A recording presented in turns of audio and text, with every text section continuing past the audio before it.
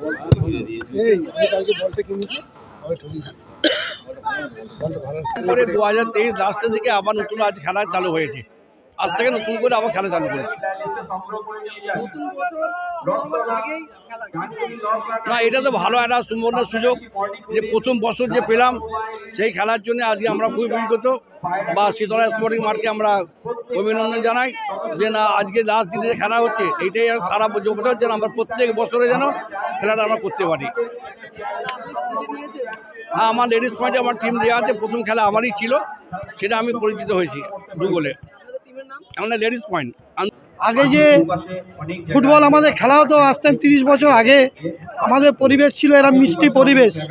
এই পরিবেশ যেন হয়, ছেলেরা মোবাইল নিয়ে সারাক্ষণ বসে আছে, মোবাইল নিয়ে মাঠে আসছে না, তারা যেন মাঠে এসে এই ফুটবল নিয়ে ভালো করে খেলাধুলা করে। আমি এটাই চাই, আমাদের এরকম সুষ্ঠু পরিবেশ থাকুক। না না, কোনো খামতি নাই, আমাদের মাঠের পরিবেশ এবং মাঠ খুব সুন্দর, মিষ্টি মাঠ, সুন্দর মাঠ। আমি প্রবীণ প্লেয়ার হিসেবে বললাম খুব সুন্দর লাগছে। আগামী ইয়াং জেনারেশন কি বার্তা দেবেন এই খেলার মাঠ থেকে?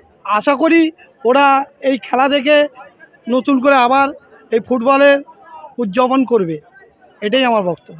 এই এলাকা থেকে ফুটবল প্রায় লুপ্ত হয়ে যাচ্ছে, উঠে যাচ্ছে।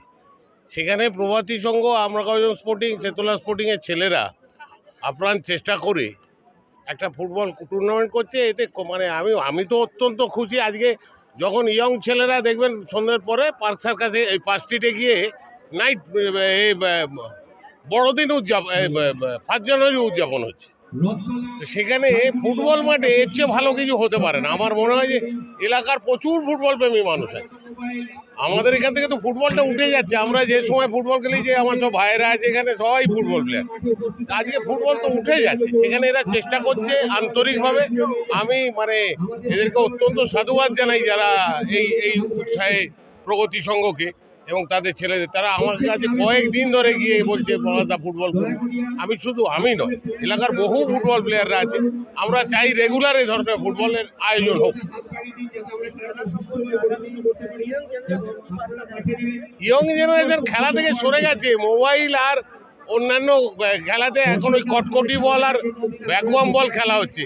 ফুটবলটা এলাকা থেকে উঠে যাচ্ছে। আমাদের এখান থেকে একসময় অনেক বড় বড় খেলোয়াড় হাওড়া জেলা, সাগরাইল, এখান থেকে এই সমস্ত জায়গা থেকে দিকপাল খেলোয়াড়রা একদিন কলকাতা মাঠ মাঠিয়েছে।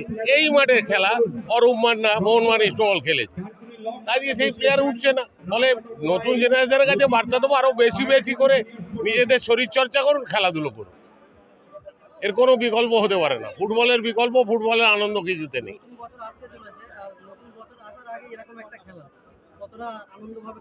দারুণ দারুণ ব্যাপার একটা। দেখুন মাঠে একটা উৎসবের পরিবেশ, এবং এখন চলতে রইল রাত্রি 12টা পর্যন্ত, তার আগে শেষ হবে বলে মনে হচ্ছে না।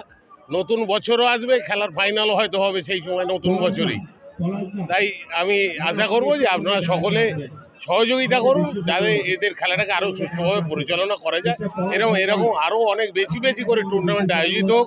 আমরা তাতে প্যাট্রোনাইজ করবো যেভাবে পারবো আমাদের সীমিত সামর্থ্য দিয়ে, এই আমরা চাই। এবং এলাকা থেকে নতুন নতুন ছেলেপুলেরা প্রচুর খেলায় আরও অংশগ্রহণ করুক, এটাই আমাদের চাই।